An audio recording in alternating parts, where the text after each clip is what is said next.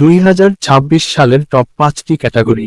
যে ক্যাটাগরিগুলোতে ভিডিও করলে ভাইরাল হওয়ার সম্ভাবনা বেশি, সেসব সম্পর্কে আজকে আপনাদের ধারণা দেওয়ার চেষ্টা করব।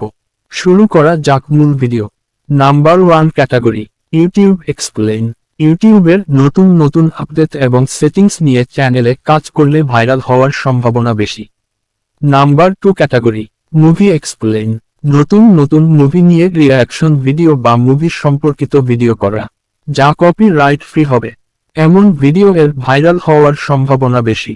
Number 3 category, editing explain. Photo editing, video editing, graphics design সহ বিভিন্ন এডিটিং সম্পর্কিত ভিডিও করা।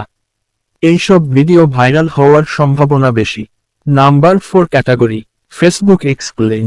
ফেসবুকের নতুন আপডেট এবং সেটিংস নিয়ে ভিডিও করা।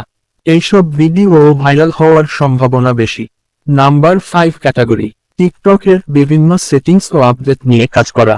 এই 5টি ক্যাটাগরি ইউটিউব অ্যালগরিদম ভাইরাল করার সম্ভাবনা বেশি।